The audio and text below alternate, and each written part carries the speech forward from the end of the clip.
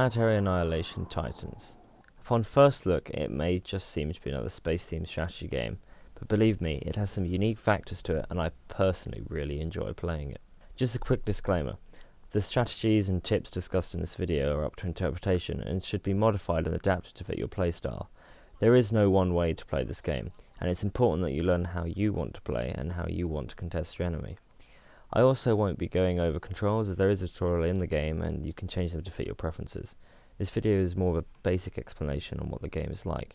When you open up Planetary Annihilation, you're welcomed with the basic menus and fitting music. There's your classic single player campaign, skirmish and whatnot, a system designer which has a basic editor and an advanced one, which allows you to build the planets from scratch. However, multiplayer is my personal favourite, as it allows you to have games ranging from 1v1s and team games to 10-way free-for-alls. It's also going to be what I talk about for the whole video, as it's the main part I've played and the main thing I would recommend to play. When hosting a game or skirmish, you have a couple of choices instantly presented to you. You have to choose the system you want to play on and the game mode. You have a choice of two, free-for-all and team deathmatch. You can choose if you want dynamic teams, which means you can make alliances midway through the game. You can have a bonus for when you kill a commander or a team, and you can enable sandbox mode, which, yeah.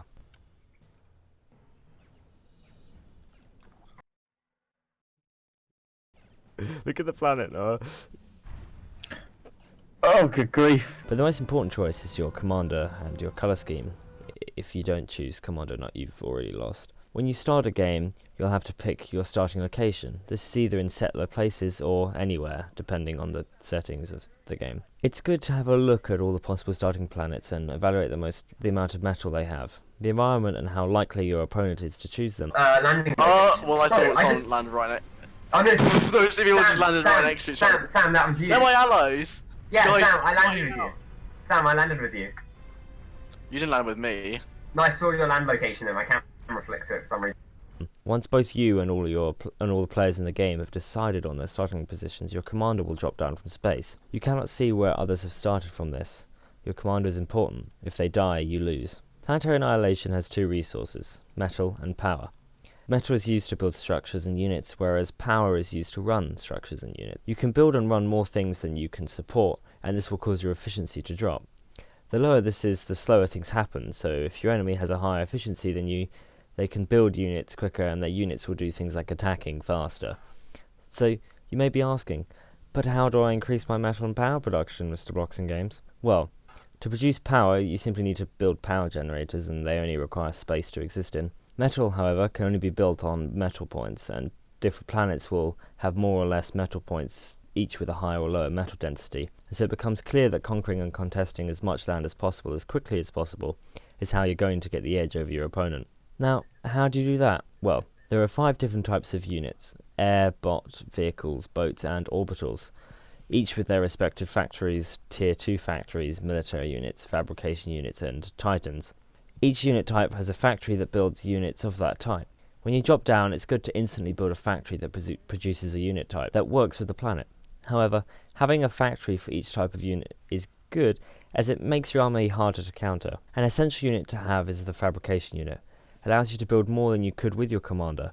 Each different type of fabricator has different pros and cons. For example, air fabricators. They have the fastest movement, they can get to the most places, however they build the slowest and can't go through teleporters. And they are the easiest to kill, you just need either some planes or an anti-air defense. Vehicles. They are the slowest, second fastest builder, and they're reasonably tanky. Bots. They're in between the air and vehicles, so, you know, they're quite good to go for if you're not sure. Boats. They're the fastest builders, but they can only build in water and can't go through teleporters. And then there's orbitals.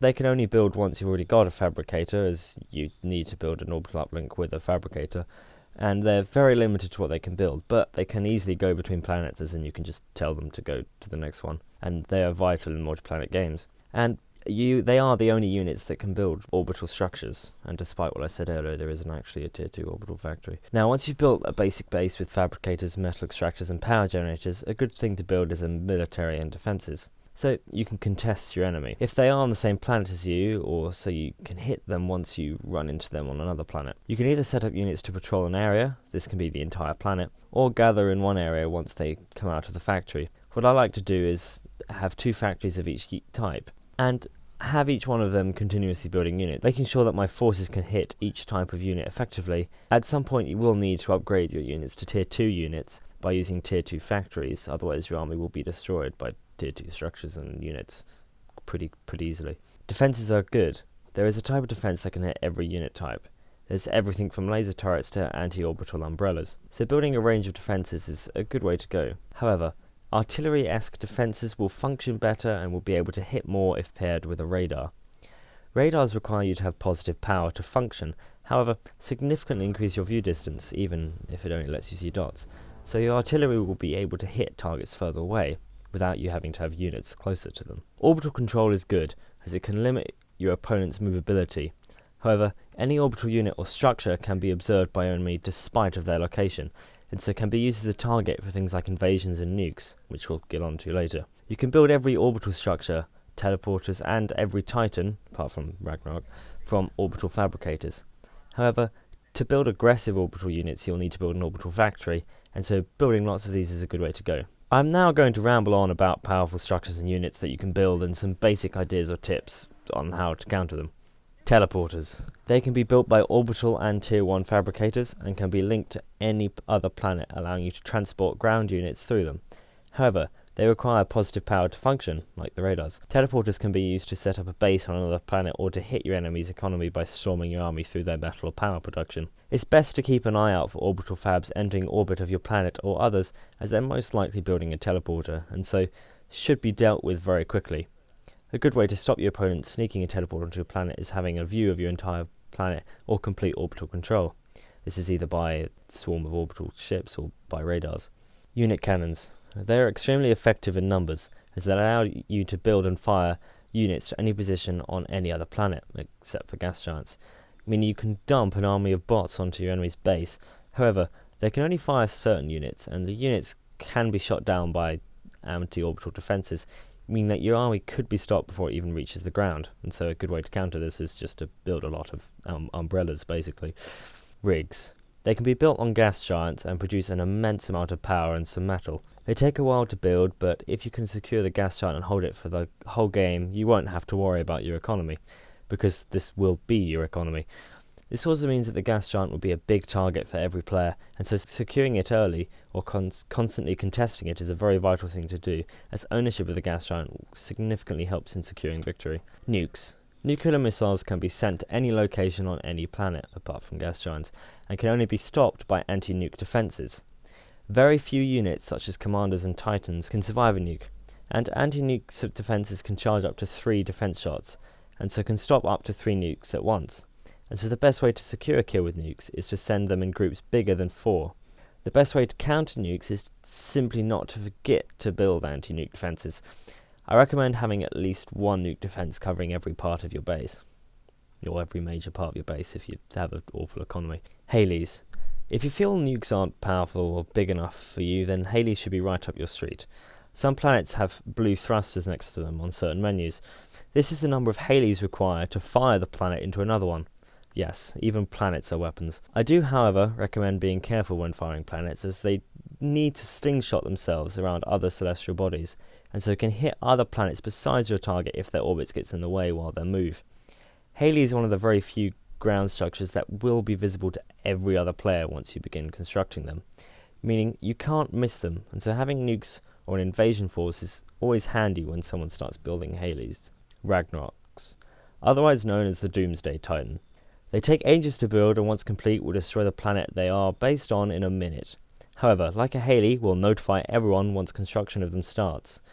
They aren't hard to counter, you simply need to hit it before it fires, and you do have a while to do that, and the other player needs to have a significant force on the base on your planet, or if they want to attempt to guarantee its completion, and so it can be a gamble for them.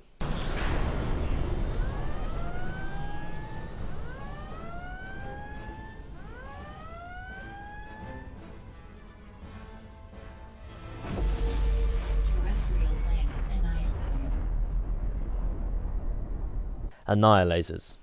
If you don't want to lose a planet you're based on, then some systems have an annihilator, or metal planet.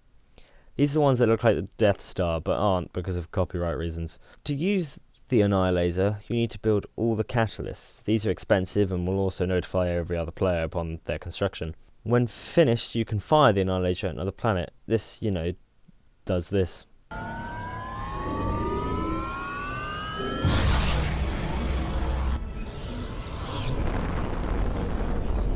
To counter this is quite simple, just contest the Annihilator or nuke the catalyst repeatedly. Titans.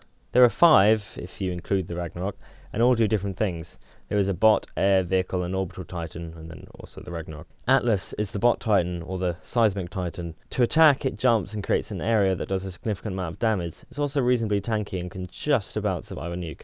Zeus. Zeus is the air titan, or lightning titan. It's the fastest but also the weakest. It fires lightning at its targets and is reasonably manoeuvrable. I'm not personally a fan of it.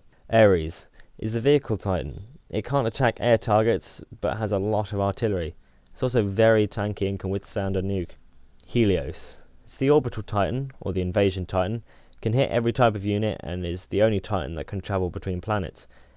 But its main ability is that it can be linked up to a teleporter and can beam down all the units that enter the teleporter, allowing for an effective and easy invasion of other planets, especially if there's lots of them. There's a lot more to this game, and I recommend you play it. It's one of my favourite games. It's up there with Portal 2. It challenges your ability to multitask and manage multiple planets and forces at the same time, while also trying to contest your enemies for space. Getting your start right is very important, as if your opponent can get ahead of you, it can be challenging to try and push them back. However, practice makes perfect, and so I recommend playing the game against either AI or your friends, and learn how you start. Trust me, your playstyle will change as your opponents learn to counter you. Oh, you can also annihilate the Haleys. Just see the planet turning around.